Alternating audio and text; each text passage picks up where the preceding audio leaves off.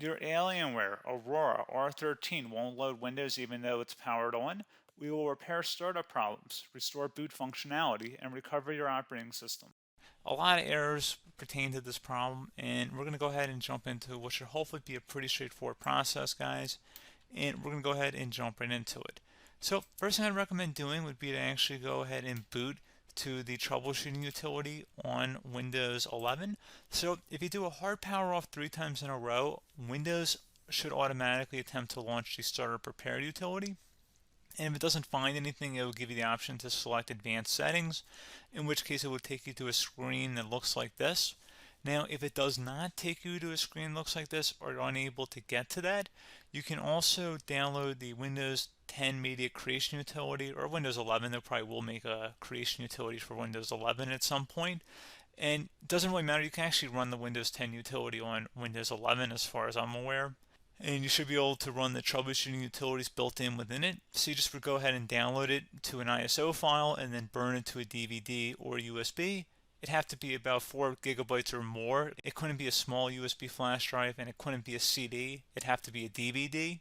And then you boot your computer from it. So depending on the computer manufacturer, you'd have to tap a different key on your keyboard in order to launch that menu, in order to select what boot drive you want to go off of. So it could be anything between the escape key, F2, F8, F12, for example. And those are the function keys on the top of your keyboard. So you may have to just do a little bit of trial and error. Shouldn't take you more than a couple minutes. Googling it would probably be best before you even begin. But anyway, we're ready to go ahead and jump right into it. So we're on the choose an option page. So these will look very similar whether you're booting from it directly within Windows itself, or if you're plugged in a USB flash drive with the media creation utility installed and you selected the recovery option. So when you are setting up your Windows 11 installation or Windows 10, depending on the drive you're using, there should be an option to repair your computer in the bottom left corner of the dialog window, one of the first screens that comes up. You go ahead and select that, and then it would take you to a troubleshooting screen like you see here. And you want to go ahead and select troubleshoot, reset your PC, or see advanced options. And then there are going to be a whole bunch of options in here that we're going to explore in today's video. The first one, we're going to actually go underneath advanced options and then select startup repair, fix problems that keep Windows from loading. So go ahead and select that first.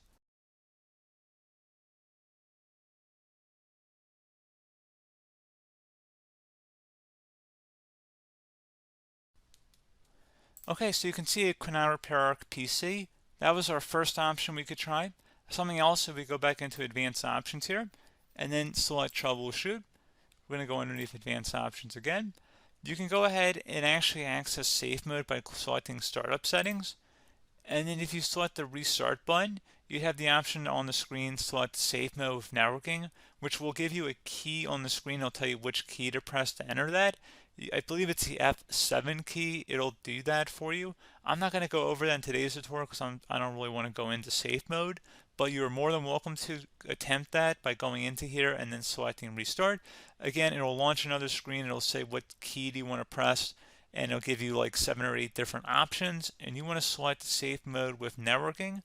There's also an option for a command prompt too, but that's going to be something we're going to cover later in this video, and we don't even have to go through that in order to access it. So that's why I'm not going to really push for that, because unless you know exactly what's causing the problem, you probably don't need to go into safe mode. Unless you're trying to recover files, in which case then you definitely can go into safe mode, but we're trying to actually recover our computer here. So I hope that makes sense.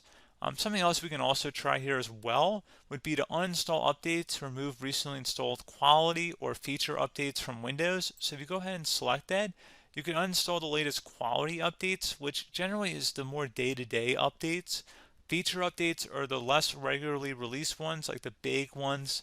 I would equate it to service packs in like Windows 7 and Windows Vista and Windows XP. So larger updates that occur once or twice a year at most. And the quality updates are more just a regular update. So probably obviously depend, it'll take longer if you're going to try and uninstall the latest feature update versus quality update. And maybe you don't need to go back that far. So just giving you guys a couple of pointers with that. Something else you can also look at here, and we're going to jump into the command prompt in a little bit, but you can select System Restore, which will use a restore point recorded on your PC to restore Windows.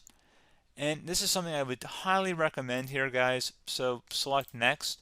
Assuming you have a restore point saved on your computer, you go ahead and select the most recently created one, and you'll select next, and then you'll select the drive. You shouldn't actually have to select the drive. You can scan for affected programs, but we're going to keep it all default here, and then we're going to select finish. So once started, system restore cannot be interrupted. Do you want to continue?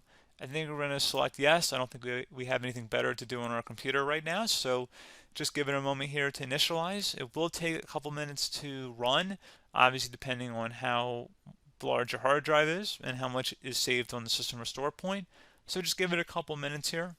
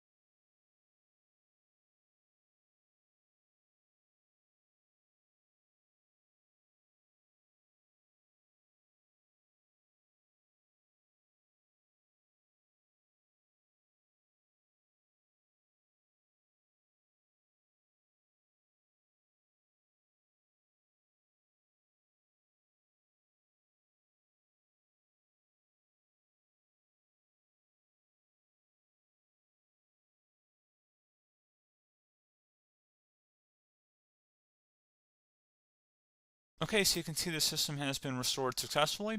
We're going to go over a couple different methods addition to that if that did not work. So I'm just going to pause the video and we're going to start back on the recovery screen that we started with. Okay, so a couple other things we can try here too. If you go back into troubleshoot, you can select reset your PC, while you choose to keep or remove your personal files and then reinstalls Windows. You can select to keep my files, which will remove apps and settings but keeps your personal files. You can also select remove everything, which will remove all of your personal files, apps, and settings. So this is more of a factory reset, the second option here. First option, it should not delete all of your personal files. However, it will pretty much clear most of your programs. And keep in mind, there's no guarantee that your information, number one, is even still available and easily recoverable on your computer to the point that you actually would be able to recover anything. And the second point is that there's always a chance that it won't actually recover and it will just do a factory reset anyway. So there's no guarantee that actually would keep your files anyway. So I would recommend trying to get a recovery tool and backing that up first before selecting it anyway. But again, those are a couple different options. And then something else you can try here, if you go back to the choose an option. Another option, if you go underneath choose an option and select troubleshoot, advanced options, and now select where it says command prompt. Okay, so the first thing we should do is type our main hard drive here. In most cases, it should be the C drive. So you just do a C colon and then hit enter on your keyboard. So once you're underneath the C drive, we're going to type in dir and then hit enter on your keyboard. It should have program files, users, and Windows all in there. That's how you know you're in the right directory.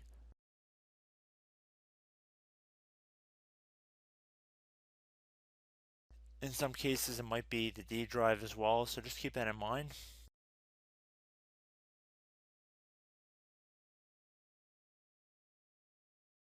Next thing we're going to do is type in cd space / Windows / system 32 / config, and then you're going to hit enter on your keyboard.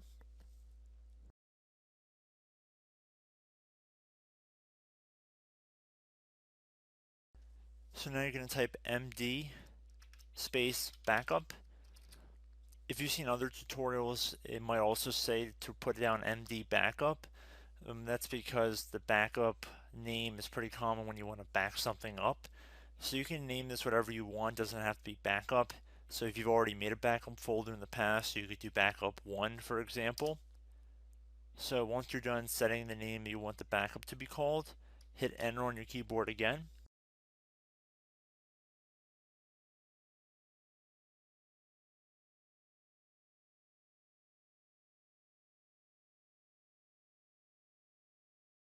At this point you want to type copy, C-O-P-Y, space, then you want to do the star symbol above the 8 key, then do a period or a dot, whatever you want to call it, then another star sign, and then another space, and then type backup, and then hit enter on your keyboard.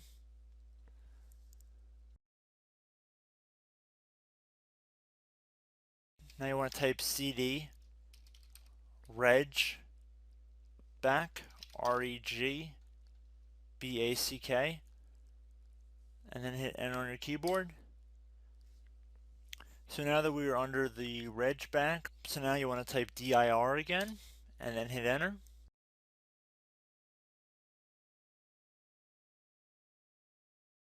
So now at this point we're going to type copy again. So copy, space, star sign,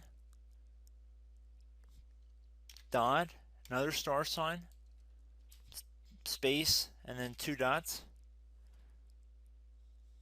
So we're going to type copy, space, star sign, dot, sign, star sign, dot, dot, and then hit enter on your keyboard again. So for overwrite, you want to overwrite all. So type A on your keyboard, so capital A, and then hit enter on your keyboard.